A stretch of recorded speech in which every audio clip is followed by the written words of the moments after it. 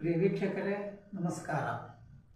ನಾನು ನಿಮ್ಮ C S Narayanaswamy, ವೀಕ್ಷಕ ಕನ್ನಡ ನ್ಯೂಸಿಂದ. ಪ್ರಿಯ ವೀಕ್ಷಕರೇ, ಇವತ್ತು ಪತ್ರಿಕಾ ರಂಗದ ಬಗ್ಗೆ ಒಂದು ವರದಿ. ಪತ್ರಿಕಾ ರಂಗ ಎಷ್ಟರ ಮಟ್ಟಿಗೆ ತನ್ನ ಕರ್ತವ್ಯವನ್ನು ಪ್ರಾಮಾಣಿಕವಾಗಿ ನಿರ್ವಹಿಸ್ತಿದೆ ಅನ್ನೋದಕ್ಕೆ ನೋಡಿ. ಇವತ್ತು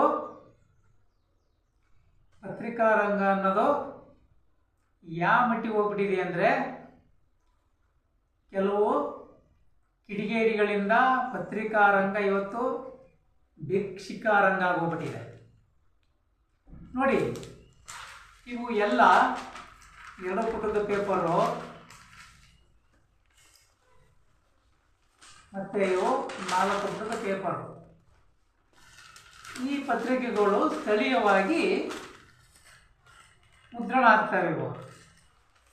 ಇವಕ್ಕೆ ಲೋಕಲ್ ಪೇಪರ್ ಅಂತಾರೆ. ಈ ಪತ್ರಿಕೆಗಳಿಗೆ ವರದಿಗಾರರ ಅವಶ್ಯಕತೆಯೇ ಇಲ್ಲ. ಯಾಕಪ್ಪ ಅಂದರೆ, ಇದರಲ್ಲಿ ಬರೋ ವರದಿಗಳೆಲ್ಲ ಯಾವುದೇ ಸಂಪಾದಕನಾಗಲಿ ವರದಿಗಾರನಾಗಲಿ ಬೆವರು ಸುರಿಸ್ಕೊಂಡು ಕಣ್ಣಿಗೆ ಎಣ್ಣೆ ಬಿಟ್ಕೊಂಡು ವರದಿಯನ್ನು ಬರೆಯಲ್ಲ. ಈ ಪತ್ರಿಕೆಗಳು ಎಷ್ಟರ ಮಟ್ಟಿಗೆ ಮುದ್ರಣಗೊಳ್ತವೆ ಅಂದರೆ, ಇಂಟರ್ನೆಟ್ನಲ್ಲಿ ನ್ಯೂಸ್ ಸಿಗ್ತವೆ. ಅಲ್ಲೇ ಟಿ ವಿ ಮಾಧ್ಯಮಗಳಲ್ಲಿ ಅಲ್ಲೇ ಪ್ರಸಾರ ಆಗಿರ್ತವೆ ನ್ಯೂಸ್ಗಳು. ಅದಕ್ಕಿಂತ ಹೆಚ್ಚಾಗಿ ಈಗ ಮೊಬೈಲ್ಗಳಲ್ಲಿ ಯೂಟ್ಯೂಬ್ನಲ್ಲಿ ಪಕ್ಕ ನ್ಯೂಸ್ ನೋಡಿರ್ತಾರೆ. ಆಮೇಲೆ ಇವುಗಳಲ್ಲಿ ಆ ವರದಿಗಳು ಮುದ್ರಣ ಆಗ್ತವೆ. ಇಂಥ ಪತ್ರಿಕೆಗಳಿಗೆ ವರದಿಗಾರನ ಅವಶ್ಯಕತೆ ಇದೆಯೇ? ಸಂಪಾದಕ, ಸಹ ಸಂಪಾದಕ ಅಂತ ಮುಖಪುಟದಲ್ಲಿ ಕಾಣುತ್ತೆ. ಕೆಲವು ಪತ್ರಿಕೆಗಳಲ್ಲಿ ಸಹ ಸಂಪಾದಕರಿರಲ್ಲ, ಸಂಪಾದಕ ಒಬ್ಬನೇ ಇರ್ತಾನೆ. ಇರಲಿ, ಈ ಪತ್ರಿಕೆಗಳ ಬಗ್ಗೆ ಮತ್ತೆ ಒಂದು ನ್ಯೂಸಲ್ಲಿ ಸವಿಸ್ತಾರವಾಗಿ ನಿಮ್ಮ ಮುಂದೆ ಇರ್ತೇವೆ. ಈಗ ಈ ಪತ್ರಿಕೆಗಳ ಹೆಸರು ಹೇಳ್ಕೊಂಡು, ಸ್ಥಳೀಯ ಪತ್ರಗಳ ಹೆಸರು ಹೇಳ್ಕೊಂಡು ನಕಲಿ ಪತ್ರಕರ್ತರ ಸಂಖ್ಯೆ ಅತಿ ಹೆಚ್ಚಾಗ್ಬಿಟ್ಟಿದೆ. ಅತಿ ಹೆಚ್ಚಾಗಿದೆ ಅಂದರೆ, ಈ ಮನೆಯಲ್ಲಿ ಒಂದು ತಗಣೆ ಬಿದ್ದರೆ ಸಾಯಿಸಕ್ಕೆ ಅವನ್ನು ನಾಶ ಮಾಡುವಷ್ಟು ತಿಗಣೆಗಳು ಉತ್ಪತ್ತಿ ಆಗ್ತವೆ. ಒಂದು ತಿಗಣೆಯನ್ನು ನಾವು ಸಾಯಿಸಿದ್ದೇ ಆದರೆ ಅದರಿಂದ ಮತ್ತೆ ಅದೆಷ್ಟೋ ತಿಗಣೆಗಳು ಉತ್ಪತ್ತಿ ಆಗ್ತವೆ ಅಂತ. ರಕ್ತ ಬೀಜನ ವಂಶಕ್ಕೆ ಸೇರಿದವಂತ ಹೇಳ್ತಾರೆ ತಿಗಣೆಗಳನ್ನು. ಆ ತಿಗಣೆಗೆ ಜಾತಿಗೆ ಸೇರಿದಂಥ ನಕಲಿ ಪತ್ರಕರ್ತರ ಸಂಖ್ಯೆ ಅತಿ ಹೆಚ್ಚಾಗ್ಬಿಟ್ಟದೆ.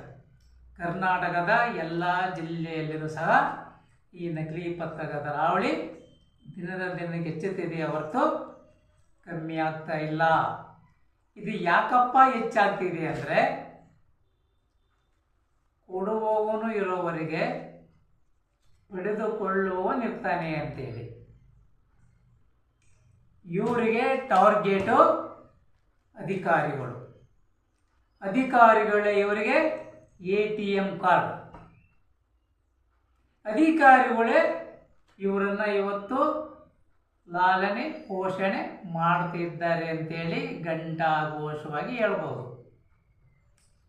ದಿನ ಬೆಳಗ್ಗೆ ಆದರೆ ಇಲಾಖೆಗಳಲ್ಲಿ ಇವರನ್ನು ಕಾಣ್ಬೋದಾಗಿದೆ. ಒಂದು ಏನಪ್ಪ ಅಂದರೆ, ಇವ್ರ ಕೈಯಲ್ಲಿ ಭಿಕ್ಷಾ ಪಾತ್ರೆ ಇರೋದಿಲ್ಲ ಅಷ್ಟೇನೆ. ಇಲ್ಲ, ಯಾರದೋ ಪತ್ರಿಕೆಯನ್ನು ಕೈಯಲ್ಲಿ ಹಿಡ್ಕೊಂಡು ಈ ಪತ್ರಿಕೆ ನಂದೇ ಅಂತೇಳಿ ಬಹಳ ನಾಜೂಕಾಗಿ ದುಡ್ಡನ್ನು ಎತ್ತತಕ್ಕಂಥ ಹವ್ಯಾಸವನ್ನು ಕರಗತ ಮಾಡಿಕೊಂಡಿದ್ದಾರೆ. ಆಮೇಲೆ ಕೆಲವರು ನಿರ್ಭಯದಿಂದ ಅವರ ಬೈಕುಗಳ ಮೇಲೆ ಪ್ರೆಸ್ ಅಕ್ಷರಗಳನ್ನು ಹಾಕ್ಕೊಂಡಿದ್ದಾರೆ. ಈ ಪ್ರೆಸ್ಸನ್ನು ಹಾಕಿಸ್ಕೊಂಡಿರ್ತಕ್ಕಂಥ ಎಲ್ಲ ಬೈಕುಗಳಿಗೂ ತನಿಖೆ ಮಾಡಿದರೆ ನಕಲಿ ಪತ್ರಕರ್ತರ ಸಂಖ್ಯೆ ಅತಿ ಹೆಚ್ಚಿನಲ್ಲಿ ಸಿಗೆ ಬೀಳೋದ್ರಲ್ಲಿ ಎರಡು ಮಾತಿಲ್ಲ. ಮತ್ತು ಇನ್ನೂ ಒಂದೇನು ಮಾಡ್ತಾರೆ ಈ ಕದಿಮರು ಅಂದರೆ, ಕೆಲವು ಪತ್ರಿಕೆಗಳ ಹೆಸರಿನಲ್ಲಿ ಗುರುತಿನ ಚೀಟಿಗಳನ್ನು ಸಹ ಮಾಡ್ಕೊಂಡ್ಬಿಟ್ಟಿದ್ದಾರೆ. 50ರಿಂದ 60 ರೂಪಾಯಿ ಕೊಟ್ಟರೆ ಗುರುತಿನ ಚೀಟಿಯನ್ನು ಆರಾಮಾಗಿ ಮುದ್ರಣ ಮಾಡಿ ಕೊಡ್ತಾರೆ. ಆ ಕಾರ್ಡನ್ನು ತೋರಿಸಿ ನಾನು ಇಂಥ ಪತ್ರಿಕಾ ಮುಖ್ಯಸ್ಥ ಅಂದರೆ ಸಂಪಾದಕ ಅಂತ ಹೇಳಿ ಭಿಕ್ಷೆ ಎತ್ತತಕ್ಕಂಥ ಕೆಲಸವನ್ನು ದಿನನಿತ್ಯ ನಡೀತಾ ಇದೆ.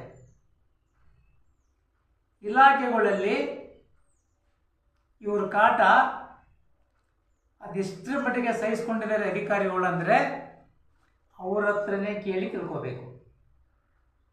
ಇವರು ಅವರಿಗೆ ಕರ್ತವ್ಯ ನಿರ್ವಹಿಸೋಕ್ಕೆ ಬಿಡೋದಿಲ್ಲ ಅಂತೆ. ನಾವು ಕೆಲವು ಇಲಾಖೆಗಳನ್ನು ಅಧಿಕಾರಿಗಳನ್ನು ಕೇಳಿ ಅವರಿಂದ ತಿಳ್ಕೊಂಡಿರ್ತಕ್ಕಂಥದ್ದು. ಕೊನೆಗೆ 100 ರೂಪಾಯಿ ಕೊಡೋ ತನಕ ಅವರು ಅಲ್ಲಿನ ಜಾಗ ಖಾಲಿ ಮಾಡೋದಿಲ್ಲ ಅಂತೇಳಿ. ಒಬ್ಬ ಪತ್ರಕರ್ತನ ಬೆಲೆ 100 ರೂಪಾಯಿನ. ಆ ಪತ್ರಿಕಾ ಸಂಪಾದಕ ಎಲ್ಲೋ ಇರ್ತಾನೆ, ಅವನ ಗಮನಕ್ಕೆ ಬರದಂಗೆ ಅವನ ಪತ್ರಿಕೆ ಹೆಸರು ಹೇಳಿ ದುಡ್ಡು ಎತ್ತತಕ್ಕಂಥ ಕೆಲಸವನ್ನು ನಕಲಿ ಪತ್ರಕರ್ತರು ಮಾಡ್ತಾ ಇದ್ದಾರೆ. ಅಧಿಕಾರಿಗಳು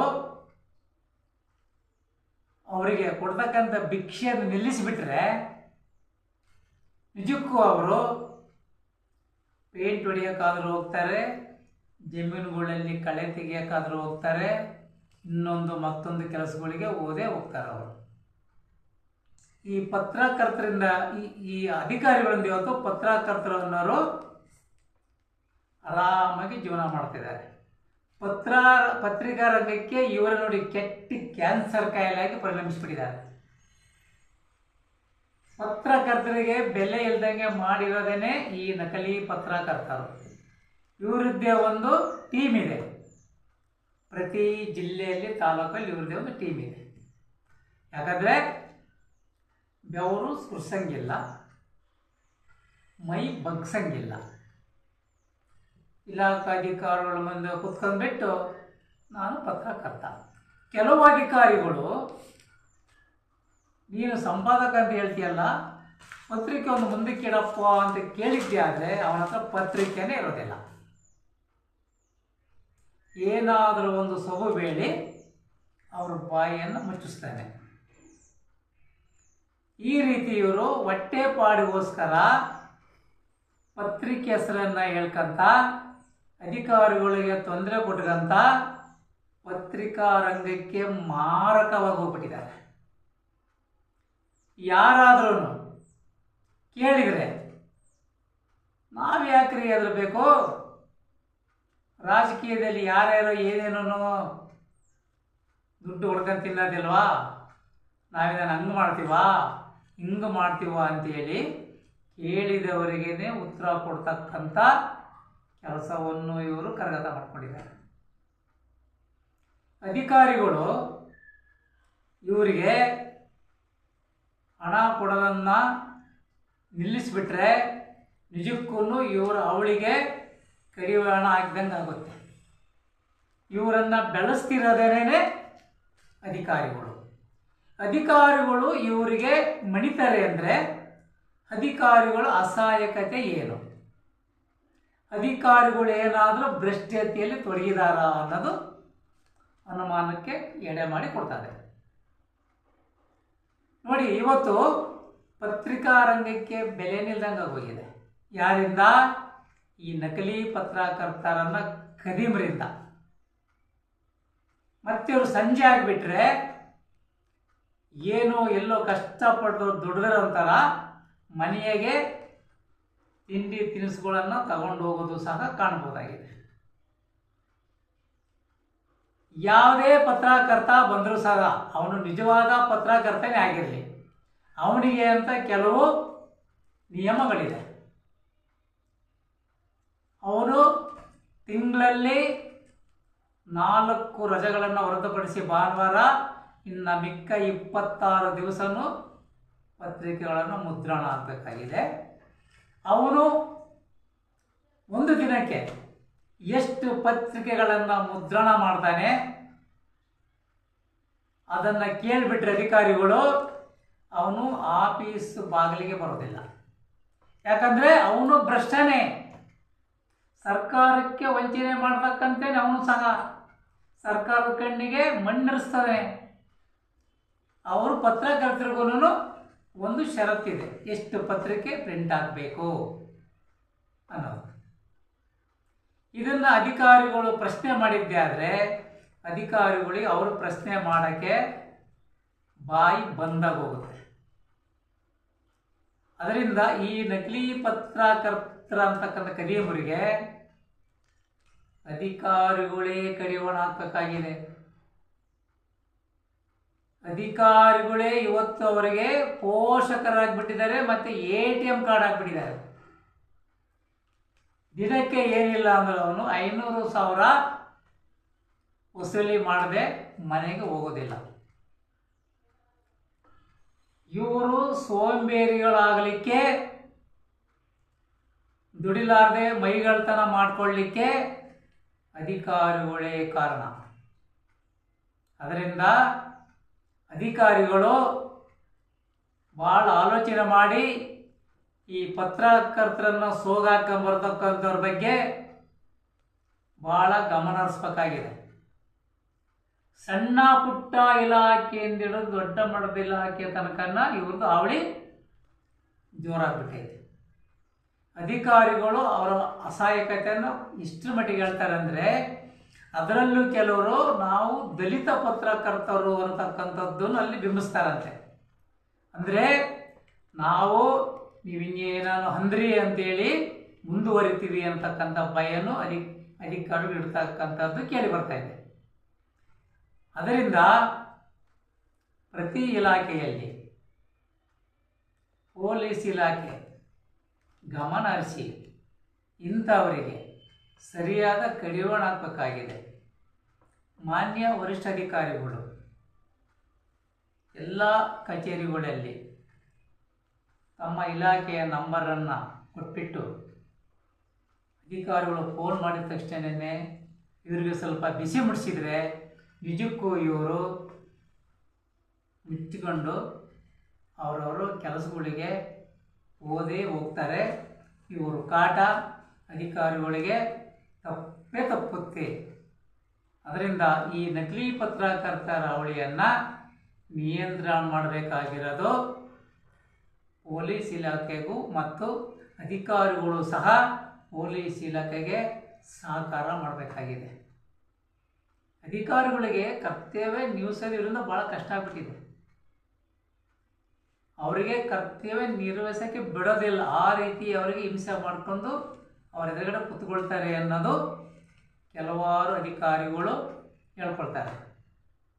ಅದರಿಂದ ಮೊಟ್ಟ ಮೊದಲು ಇವರವೇನು ವಾಹನಗಳಿದಾವಲ್ಲ, ಈ ವಾಹನಗಳ ಮೇಲೆ ಪ್ರೆಸ್ ಅಂತ ಹಾಕೊಂಡಿರೋದು ಯಾವ ಪತ್ರಿಕೆಯ ಸಂಪಾದಕ ವರದಿಗಾರ. ರಾಜ್ಯ ಮಟ್ಟದ ಪತ್ರಿಕೆಗಳಿಗೆ ಪ್ರತಿ ಗ್ರಾಮಾಂತರದಿಂದ ತಾಲೂಕು ಮಟ್ಟದಲ್ಲಿ ವರದಿಗಾರರು ಬೇಕೇ ಬೇಕು. ಸ್ಥಳೀಯ ಪತ್ರಿಕೆಗಳಿಲ್ಲ, ಅದು 2 ಪುಟ 4 ಪುಟದ ಪತ್ರಿಕೆಗೆ ವರದಿಗಾರರ ಅವಶ್ಯಕತೆಯೇ ಇಲ್ಲ.